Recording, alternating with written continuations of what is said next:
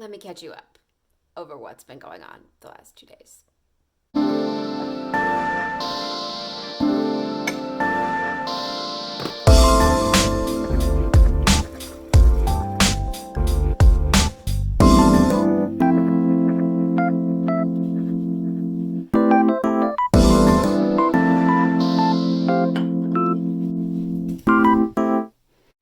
Hey guys, welcome back to Morning Coffee. Megan here with another video on organization, productivity, personal growth, and goal setting.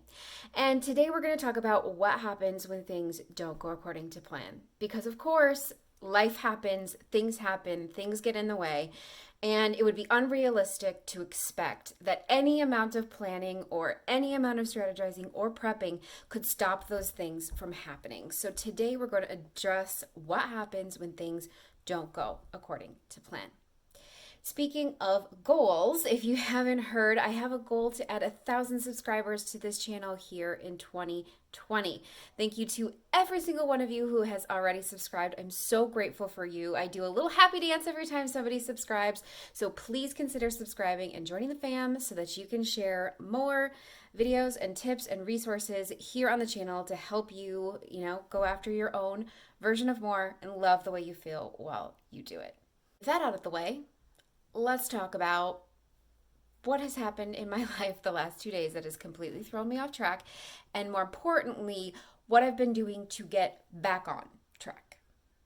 Sorry for all of the dreary lighting. It's literally like pouring rain outside right now. It's been super dreary in Wisconsin the last couple of days, and so it's a little dark in here as usual. This video actually wasn't even planned, which kind of goes along with the theme. I had a video all planned to record and send out to you today, but then everything that happened, this kind of inspired it. So not only was my life the last 2 days not planned, this video wasn't planned either. So I'm going to try to move around here and get you the best light that I possibly can. But here's what's been going on. If you saw my Instagram stories, I'm going to go ahead and pop my Instagram handle here below for you. I was in the urgent care on Monday. I had the weirdest skin reaction, allergic reaction to something. On Sunday morning, I woke up, I had a little patch of rash here and a patch of rash here, and I noticed it in the morning, but I kind of didn't think too much of it. I thought maybe I had just slept on my, my face funny or something and that it would go away. So I kind of just went along with my day as normal, as planned. And by the end of the day, it was spreading. The rash was spreading to other parts of my face. And so then I panicked. Started to freak out, and so I went to Walgreens. I got some cortisone cream for it, thinking, okay, it just needs to kind of chill itself out and everything will be fine. The cortisone cream kind of seemed to make it worse, like it made the redness all over my body or all over my face and my neck worse, and so then I started to panic. And my husband did what he always does really well, which was kind of talk me off the ledge. He's like, you know what, it's going to be fine. You're going to be okay. Take a shower. Don't use any product. Just clean your skin. Get a good night's sleep. Everything's going to be fine. And I was like, you know what? You're so right. You're so right. I shouldn't overreact. Everything's going to be okay.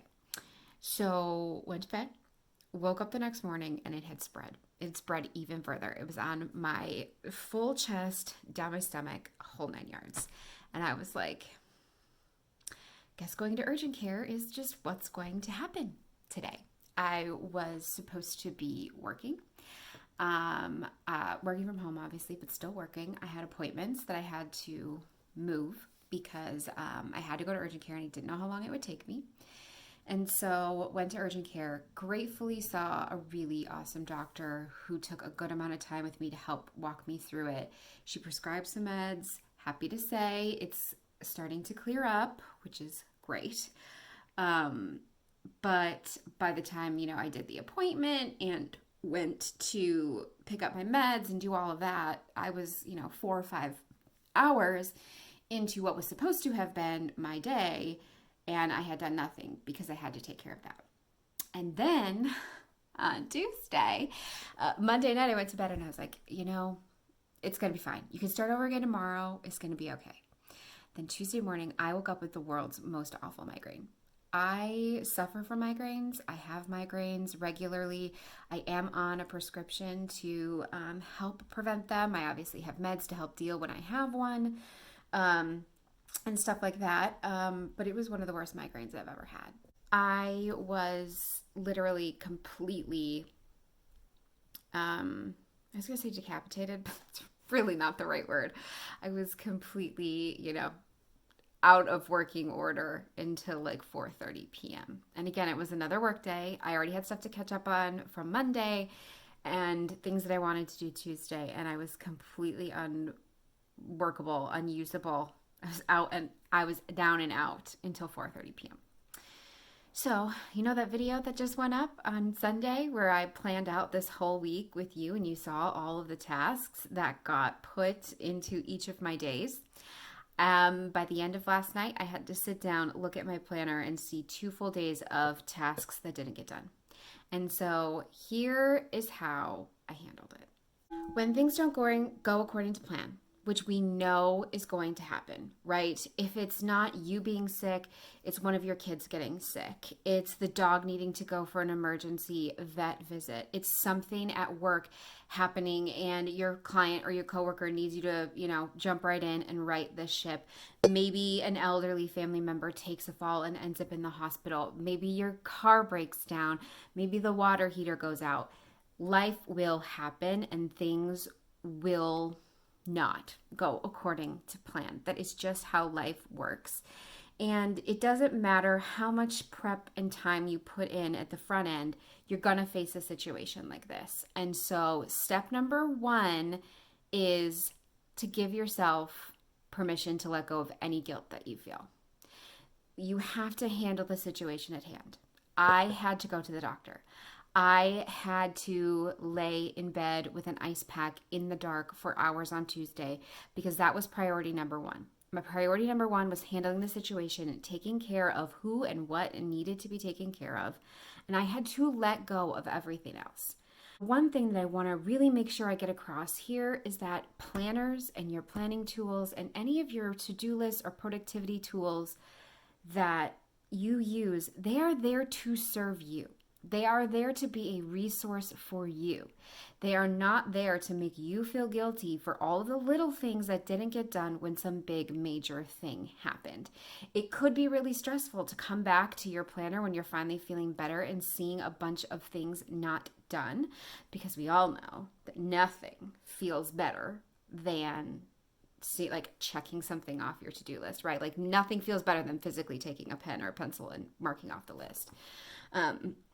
But I just think it's really important on a channel that's devoted to productivity to acknowledge the reality that that is not always what's going to happen.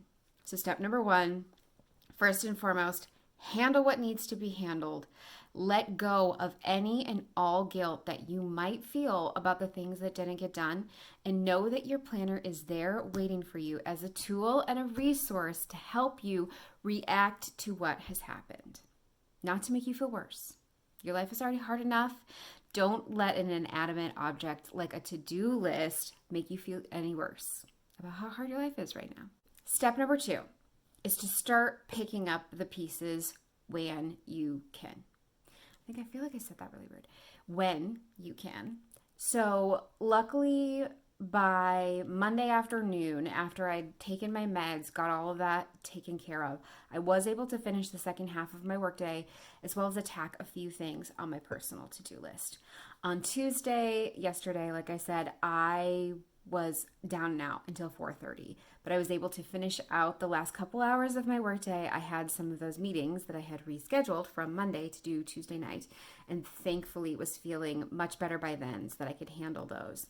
And so once you're feeling better, once the situation is all handled, take a second and evaluate where you are. So both nights I pulled out my planner and I looked at my to-do list. And I started to see what are a few really quick things that I could check off this list. What is something quick and easy? What is a simple win that I could cross off my list and just say that I did it? Just to feel a little bit better about where I was and where I was going. What could I handle that was super quick? Let me show you. So for example, here was my Monday to-do list. And I looked at these and I said, what is something that is super quick and easy that I actually can do? I could post on Instagram super quick and easy. Draft a video. Normally I would type this on the computer, but I was like, you know what? I can bang this out in a few couple sentences, one page on a notebook. So I did that really quickly.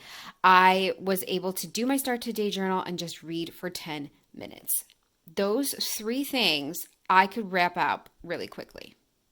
And it's not always necessarily going to be big, huge, life-changing things, because those big, huge, life-changing things usually take a lot of time, energy, and brain power that I didn't have at the end of the day the last 2 days. But there were some simple, quick, easy things that I could do, that I could cross off my list, that would make me feel better, make me feel like I was moving in a positive direction. So that's step number 2. Once everything is handled and you're feeling up to it again, take a look at your list. What quick wins can you knock out super quick, super easy, and super simply, just to make you feel like you're moving forward? Number 3 is moving all the things. I posted a post on Instagram the other day, a picture of my planner and this pencil. And I was talking specifically about what I had been going through the last couple of days, and said that I always plan in pencil. I will write my appointments in pen because those are time bound and, certain. But I write all my to-dos, all my tasks in pencil, because I am one of those people, and I'm sure there's some of you out there, since you appreciate my channel, there's probably some of you out there too, that it's hard when you have to erase things from your planner. Like if it's in pen, you have to use the whiteout. If it's in marker, you have to use the whiteout and then write over it. It never looks the same as it did before.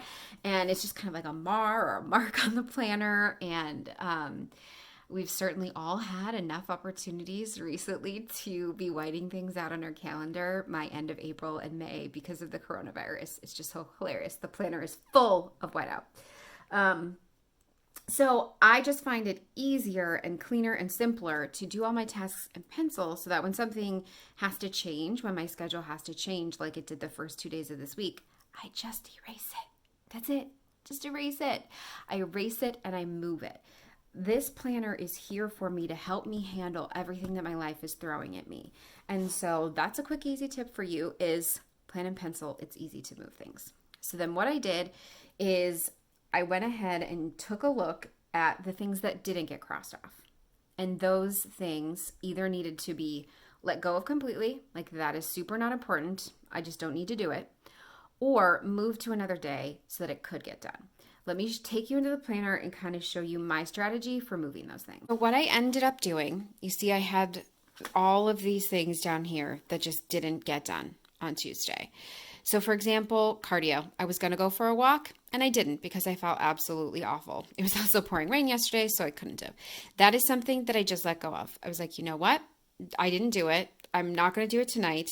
I have other cardio sessions scheduled in my planner the rest of the week. It's good. We're just going to let that one go. Filming my video intro. I didn't want to do that yesterday because I didn't feel good. So I moved that to today. So essentially what I did is I took each of these items and went through, does it need to be done at all? And if it does need to be done, let's move it somewhere else. So I took all of these things and moved them to other days this week. So things that I had identified, especially as my top 3 from yesterday, those are still things that needed to get done and needed to get done today, and they were important. So I moved those over to today. Here we are on Wednesday. And you can see down here, I have 4 eraser marks because I had moved so many things to this day that the list was this long. And I had to be really realistic and really practical about how much I could actually get done, especially just coming back and recovering from being sick. I can't expect my productivity to be as top-notch as it normally is. So once I made this full list, I reprioritized and I said, this is way too much to get done in one day. We're going to remove the stuff that's not that important, keep everything else. And then I put those other things onto other days this week or this weekend. And really, once I did that, I felt so much better. Like it made me feel better knowing that I had a plan in place, that I had a strategy kind of in my back pocket for how to deal with this.